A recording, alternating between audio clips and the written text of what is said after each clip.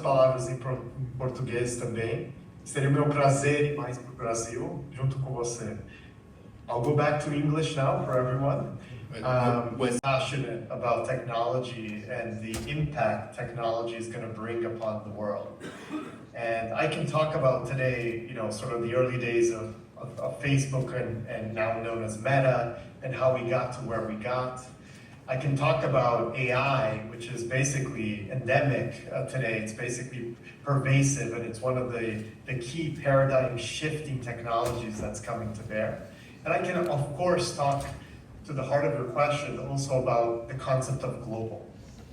But to talk about global, I can first, tell a story of myself, a young college student in Cambridge, Massachusetts, near Boston, trying to empty a very small bank account. And instead of going to my classes, working on entrepreneurial ventures, in this case, trying to develop a way for me to be visible to my college community initially, because I had missed the photo taking deadline for the physical Facebook.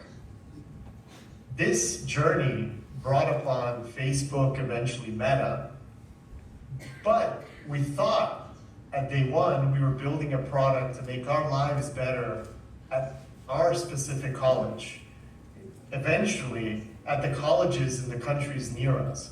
But what happened in the early days of Facebook is that it became very quickly a global company, and I would say arguably initially accidentally, where India, Brazil, and a bunch of countries became massive in usage, Indonesia as well. And many of these countries became larger even before anyone in our company had visited the country. So that's why I called it accidentally global. I think today it's important for entrepreneurs to think about global by design from day one. And that's because we have an incredible ability to scale on top of other platforms that are built, whether it's, you think about, I already call this old school mobile platforms, to what's happening now in AI and a lot of other forms of distribution, partnerships via global enterprises. So growing global is critical and important, whether you are starting a company in the US, Singapore, São Paulo, Brazil, or effectively anywhere else in the world. It is important to think global. Frankly, even entrepreneurs in China, when I first moved to Asia back in, quite a while back from today, I went to China, and most entrepreneurs back then would think about the market locally being so big that they didn't need to think about globalizing. Today, people anywhere in the world, including in China, think about how to expand beyond their country. So one point that I wanted to make is global and thinking global from day one is critically important. But for my story as to why I'm based in Singapore, it is much easier for me to describe it to you.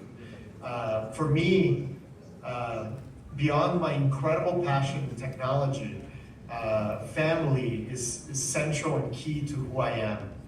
And I live by very simple words: wife happy, life happy. And my wife was raised in that region of the world, so that brought me to the region initially. And then I saw the massive opportunities coming to bear, given the population growth, the youngness of the population, especially in South and Southeast Asia. So it's an incredible opportunity to also be in a region that will be a big part of the world's population long term. But Andrea, let me send it back to you to make sure I stay on topic here, and I can talk qualified, hungry, what I would say scrappy entrepreneur type of environment. And in some ways, the technical downturn that you would see China specifically going through the last few years, if you would argue it's sort of a downturn or a slight deterioration in the technology market in particular, that is actually a prime environment to train entrepreneurs and talent to be highly successful in the future. Actually, a lot of the best companies in the world were built during downturns or periods of incredible volatility, right? If you think about Facebook itself, I mean, we started in 2004, right after the dot-com bust. And also we went through the 2008 period where we're still growing. And you look at many of the largest, most well-known companies in the world, Apple, WhatsApp, Microsoft, they all got built in sort of their early innings during periods of incredible volatility or downturns.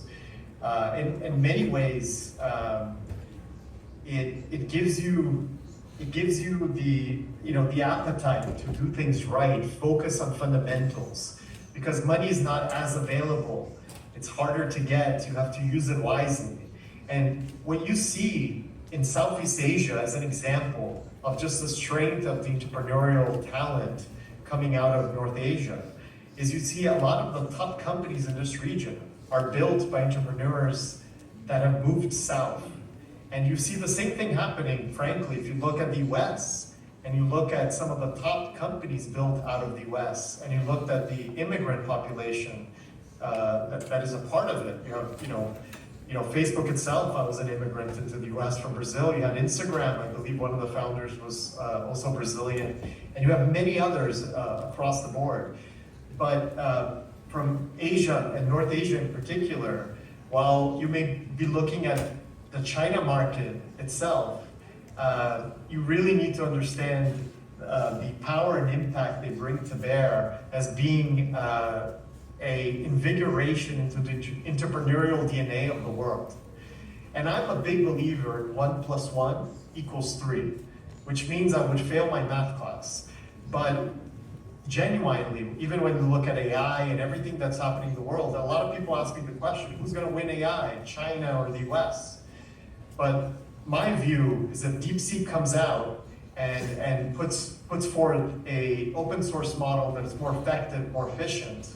And people could argue as to the foundation, how much they spent on it. It just makes it such that companies in the US and Brazil and other parts of the world can now leverage the best-in-class learnings from those models to innovate even more quickly. But maybe I got distracted from your original question. Moment initially was a testament to improving ROI of CapEx investments, right? You can distill the entire message here. And at the forefront, if you were to believe the argument that a lot less went into training the models to get a model of a decent quality, not far from some of the top premier models in the US, the argument here was that the productivity per dollar spent improved in AI. And that's both from a training models standpoint, but also from the perspective of using the model, the inference layer. Why that's critical is applying that message to almost every other type of business world. If the ROI improves, the use case and applications increase.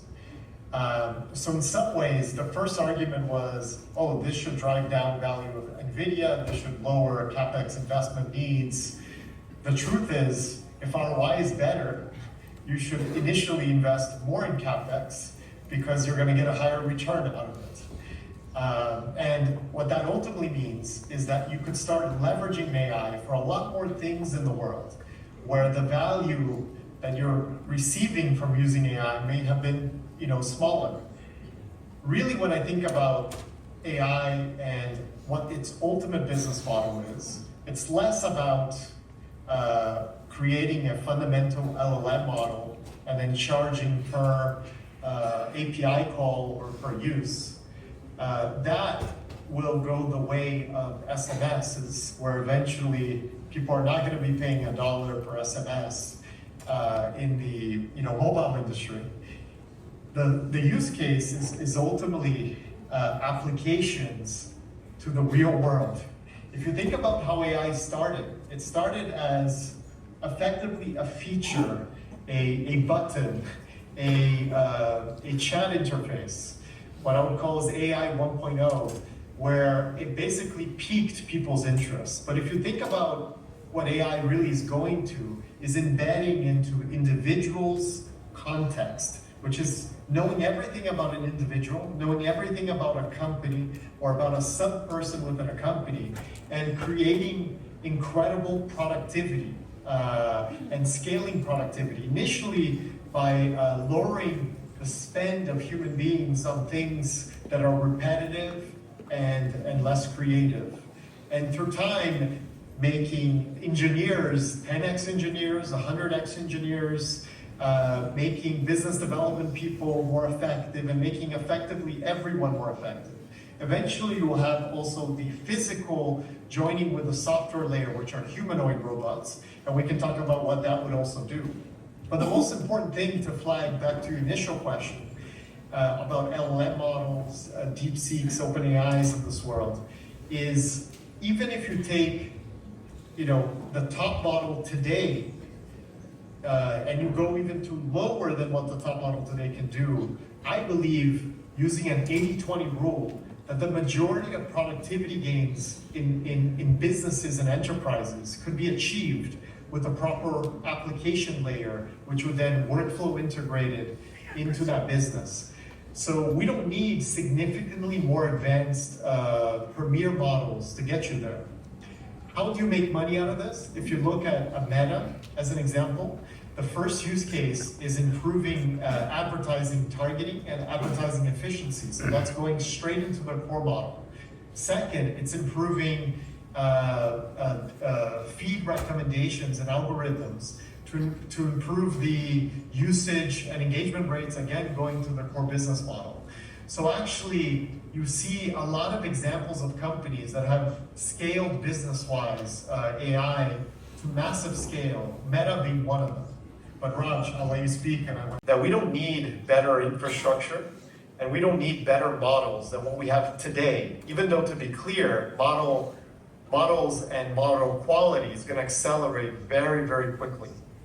What we need is to apply existing models and frankly even smaller versions of existing models to very precise use cases, one at a time, in businesses, for personal and individuals. So let me give you first a broad universal example that everyone would connect to. If I gave you two choices, choice number one, when you're looking for something, i.e. you're about to effect a search online, there's huge businesses that have been built on the back of this, i.e. Google being a prime example of it. Option number one, you search, let's say in this example, you're searching for a particular product, and you receive a list of 50 different pages, and you have to go click each page to see which is the right page, read what is in each of the pages, and then come to a conclusion of what product you may or may not want to buy. Then you have to click to then buy, and then operate and function. Option number two, you could have an AI model, as an example, Perplexity, which is one of the companies that we invested in. Search exactly as Google did, take all those results, read all those pages, and then give you a condensed summary of all the products, and then rank them based on previous queries that you've given your context of what you've asked in the past. Which one would you choose? So that's a very simple, my assumption is, I can see the audience that you would choose the second option as a more effective, efficient approach. That is very feasible today.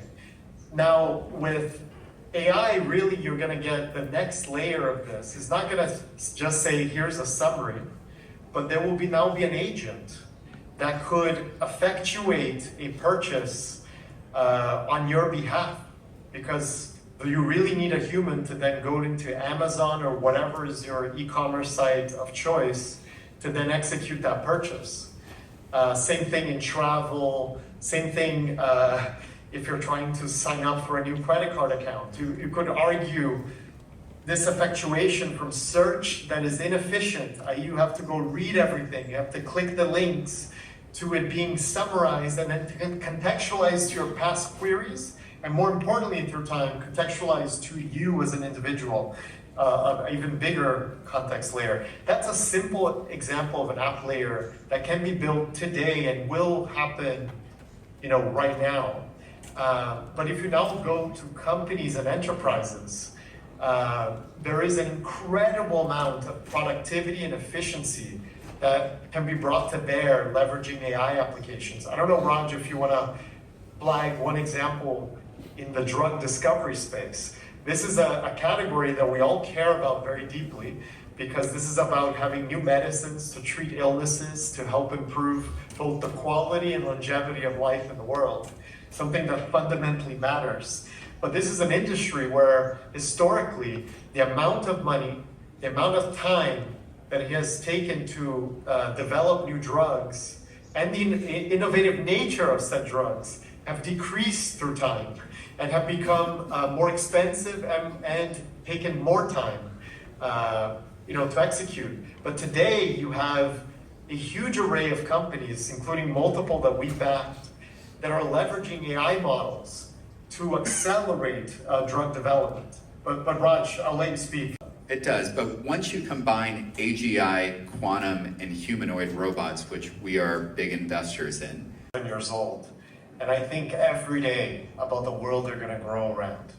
And to me, it's critically important. We can talk about regulation, we can talk about what entrepreneurs, building in this space should think internally to also optimize societal outcomes beyond and above also business outcomes.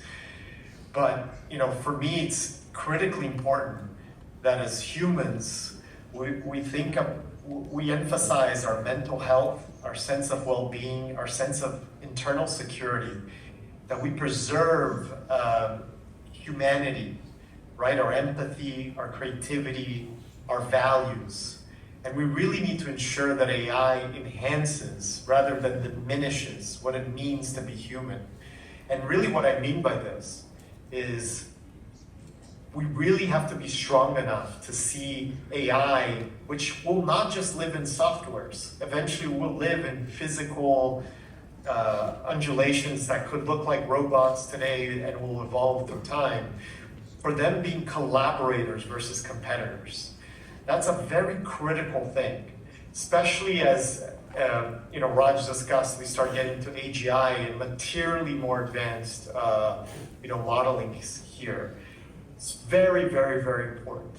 I do think this technology will bring upon structural change upon society. There's a role for government to play, but this technology is evolving so quickly that it is hard for governments, quote unquote, i.e. collective globally, to coalesce and drive regulations that quickly and that agile. So it's important for the entrepreneurs themselves and for every user of AI, for every company that buys AI, for everyone in the world to be thoughtful and make sure that AI is both balancing your personal or business outcomes with broader societal needs as well.